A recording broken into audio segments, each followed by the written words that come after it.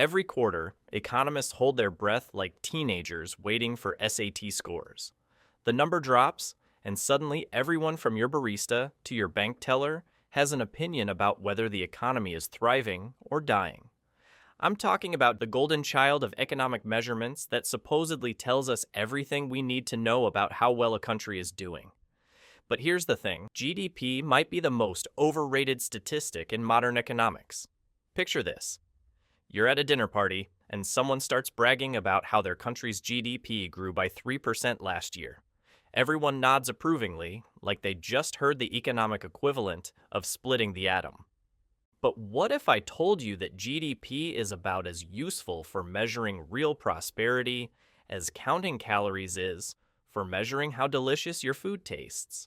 Sure, it gives you a number, but it completely misses the point. GDP measures one thing and one thing only: the total value of all goods and services produced in a country. That's it.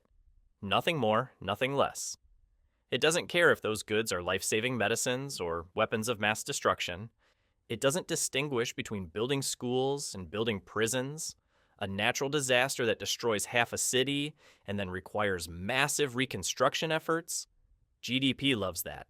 Crime waves that force people to buy security systems and hire bodyguards? GDP thinks that's fantastic economic activity.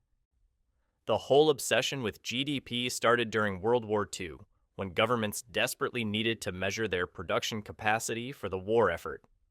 Simon Kuznets, the economist who developed the concept, actually warned against using it as a measure of national welfare. He literally told everyone not to do the exact thing we've been doing for the past 80 years. But did anyone listen? Of course not. Politicians found a number they could point to and claim success.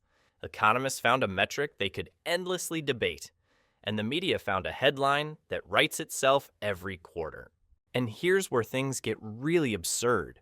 GDP treats every dollar spent as equally valuable for society. $1 billion spent on education gets the same GDP boost as $1 billion spent on cigarettes. A mother staying home to raise her children contributes absolutely nothing to GDP. But if she hires a nanny to watch those same kids while she goes to work flipping burgers, suddenly the economy is booming according to our favorite metric. But the real kicker is how GDP completely ignores inequality. A country where one billionaire makes an extra $1 billion while everyone else gets poorer will show GDP growth. Meanwhile, a country where everyone's income rises modestly but equally might show slower GDP growth, even though the second scenario is obviously better for actual human welfare. It's like measuring the health of a basketball team by only counting the points scored by the tallest player.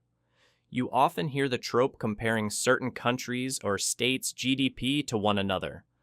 The GDP of Mississippi is higher than the whole of insert X European country here. But what does that even mean for the people that live in each respective location?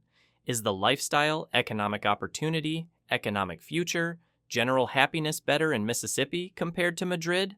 Maybe. But one thing is for sure, it seems increasingly obvious that GDP has a completely immaterial effect on the answer. For example, GDP per capita in Mississippi is around $54,000 as of 2023, but the per capita income average, aka the average income per citizen, is only $31,000. Compare this to a country like Germany, where GDP per capita is also $54,000. But the per capita income average is also $54,000. The dirty secret that economists don't want you to know is that GDP was never designed to measure what politicians claim it measures. It's not a measure of prosperity, happiness, sustainability, or even economic health in any meaningful sense. It's just a measure of one-sided economic activity, which is about as useful as measuring a person's health by counting how many times their heart beats without caring whether they're running a marathon or having a heart attack. Case in point, GDP per capita doesn't even factor in a nation's debt associated with the economic activity of the country. For example, The US GDP per capita as of 2024 is around $85,809. The US national debt per capita is approximated $104,000. France's GDP per capita is around $46,150, with a debt per capita of around $52,200. So which economy is healthier? Well, according to GDP per capita, certainly the USA, but when we compare GDP to debt, the USA is at a far greater deficit. But here we are, still treating GDP like it's the holy grail of economic success. Every quarter, the media breathlessly reports whether GDP grew or shrank, as if this single number can tell us whether millions of people are living better or worse lives. Politicians stake their careers on GDP growth rates, promising voters that higher numbers mean better times ahead, even when those same voters are struggling to pay rent despite record GDP figures. The question isn't whether GDP is completely useless. It does tell us something about economic activity, but treating it as the ultimate measure of national success is like judging a symphony by counting the number of notes played. The real tragedy here is that our obsession with GDP has created a system where politicians chase numbers instead of outcomes. They'll cut education funding to reduce government spending, then celebrate when private tutoring companies see explosive growth. It's like a doctor celebrating because their patient's fever went up, completely ignoring that the fever means something is seriously wrong. And this isn't just some abstract economic theory with no real-world consequences. This GDP worship has led to some genuinely insane policy decisions. Countries have clearly encouraged overconsumption and planned obsolescence because replacing broken products faster means more economic activity. We've built entire economic systems around the idea that more stuff equals more success, regardless of whether that stuff actually makes anyone's life better. The tech industry has figured out how to game this system beautifully. Social media companies create products designed to waste your time and make you miserable, but every hour you spend doom scrolling represents valuable GDP contribution. The more addictive and time-consuming the platform, the more advertising revenue it generates, the higher GDP climbs. Meanwhile, your mental health crashes and your real relationships suffer, but hey, at least the economy is growing. The housing market reveals GDP's most cruel joke. When housing prices skyrocket and young people can't afford homes, GDP sees this as fantastic news. More money changing hands, higher property values, increased construction activity to meet demand. The fact that an entire generation is being priced out of homeownership doesn't register in GDP calculations. In fact, the more unaffordable housing becomes, the better it looks from a GDP perspective. Financial markets have learned to dance to GDP's rhythm like trained monkeys. Every quarter, traders hold their breath waiting for GDP numbers, ready to buy or sell based on whether the economy produced more widgets than expected. But these same traders often ignore unemployment data, wage growth, or consumer confidence, because those metrics don't move markets the way GDP does. Wall Street has essentially decided that the only thing that matters is whether we're producing more stuff, not whether people can actually afford that stuff. The international community has turned GDP into a global measuring contest where countries compete to have the biggest numbers rather than the happiest citizens.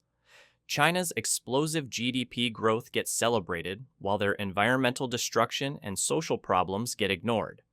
Meanwhile, countries like Denmark or Switzerland, which consistently rank highest in happiness and quality of life measures, get treated like economic underperformers because their GDP growth is modest. But here's what really drives me crazy about our GDP obsession. We have better alternatives. We know how to measure things that actually matter. We can track median income, educational outcomes, healthcare access, social mobility, and dozens of other metrics that paint a clearer picture of how well a society is functioning. So should we even care about GDP? The answer is complicated, but here's the bottom line. GDP is like that friend who tells you exactly what you want to hear instead of what you need to hear. It's not completely worthless, but It's definitely not the economic oracle we've made it out to be. We've spent decades worshiping a number that was never designed to measure the things we actually care about. And it's time to admit that maybe, just maybe, we've been asking the wrong question this entire time. The next time you hear politicians bragging about GDP growth or economists predicting doom based on quarterly numbers, remember this. They're essentially measuring economic activity the same way you'd measure the success of a party, by counting how many drinks were consumed, completely ignoring whether anyone actually had a good time. GDP tells us we're busy, but it doesn't tell us if we're happy, healthy, or heading in the right direction. Maybe it's time we started measuring what actually matters instead of what's easy to count. Because at the end of the day, no one's going to remember the GDP growth rate from 2025.